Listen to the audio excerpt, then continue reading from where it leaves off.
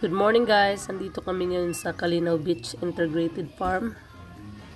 Tutur ko kayo saglit sa napakagandang beach resort dito sa probinsya sa amin sa Hinunangan, Southern Leyte.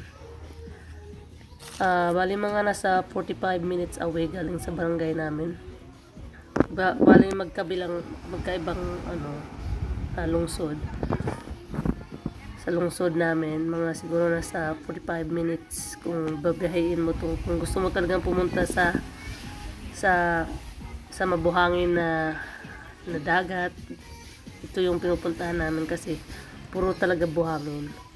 So, nandito kami ngayon. Nag-overnight bago ako umalis uli pabalik ng Jumerica. So, ipapakita ko sa inyo guys kung ano meron sa kanila dito. Marami silang mga tanim tsaka mga halaman dito. Nung unang dating namin, sinalubong kami ng maraming aso. Tapos maya may mga itik. Tapos maya may mga kambing. Klase-klaseng hayop meron sila dito. So ayan, meron sila ditong excuse me, dragon fruits. This time nung pagpunta namin, wala pa. Ka-start pa lang ng so wrong timing kami na pumunta.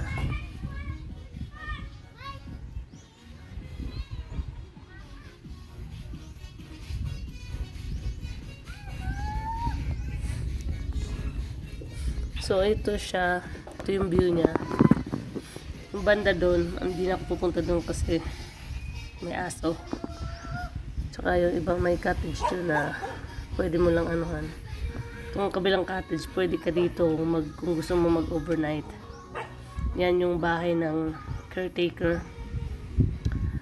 So ito siya, marami siyang puno ng niyog. Kadalasan talaga dito yun sa probinsya namin. Either niyog or palay.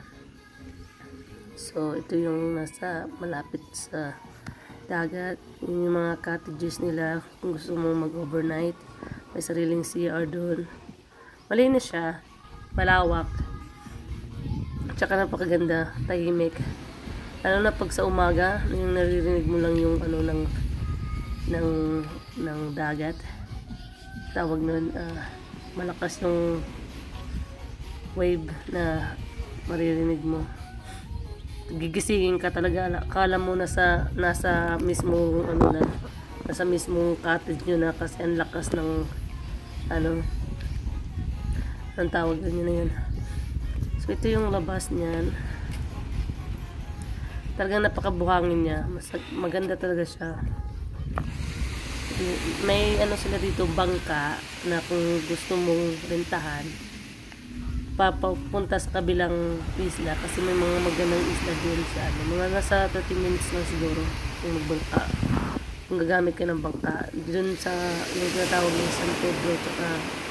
San Pedro at San Pablo, yung isla doon. Malapit lang, mga buhangin doon. So ito yung nila, extra na. Ayan, may mga cottage dyan. Tsaka may isang bedroom doon na may aircon. Kung gusto mo ng aircon, mag-overnight ka na may aircon. So ito yung cottages na. So ayan, mabuhangin talaga siya. Sobrang buhangin. Kahit doon sa dagat, puro buhangin. So, ito na yun guys. Pakita ko sa yung mga... Tsaka ipapakita ko rin sa inyo yung sa loob ng cottage nila. Kung saan ka pwedeng mag-overnight. Dito may sign sila dito. Nakalagay sila. Maraming mga dito. Maraming mga beach resort dito sa area ng Hinunangan, Southern Leyte kasi mabuhangin yung dagat nila. Yung banda naman sa amin, sa may lungsod namin, puro talaga bato. Pero may halong buhangin kunti lang kaysa dito talaga. Kaya walang problema kung gusto mo pumunta sa Bato-Bato Beach.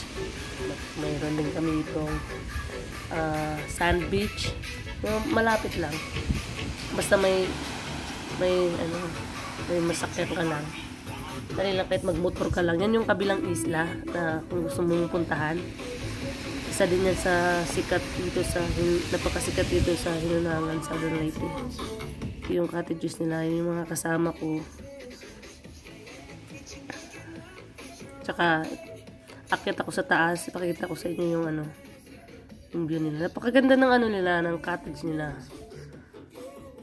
Pwedeng mga 10 tao, pwedeng 10 tao sa taas kung gusto matulog sa taas. Magkasya doon mga 10 tao. Meron din sila dito sa baba kung gusto mo. Ang price lang at magkano ba yung mga nasa 1,000 ata yung 1,500 ata yung overnight o 1,000. Hindi ko na matandaan kasi sa Airbnb ko siya nag-book ako sa Airbnb. Meron sila dito sa Airbnb kung gusto nyo guys. So yan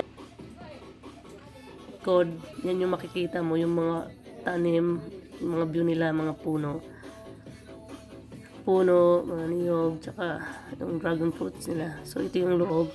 Makalat kasi nga kagigising lang namin. Kasi paalis na kami. Last day na namin. So ayan, ito siya. May net sila. Okay lang. Tsaka malamig kasi mahangin kasi nga nakabukas lahat yung pinuksan lahat namin yung bintana. Tsaka malamig talaga pag nasa dagat. So ito siya. Nagkasya kami dito siguro mga 10.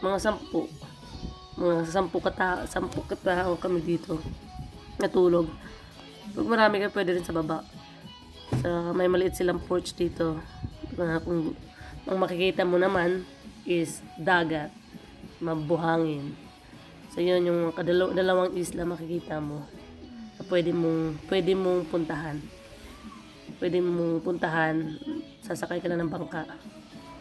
So ito lang guys, ito lang yung papakita ko sa inyo sa napakagandang beach resort dito isa sa napakagandang beach resort dito sa Hinunangan, Southern Leyte.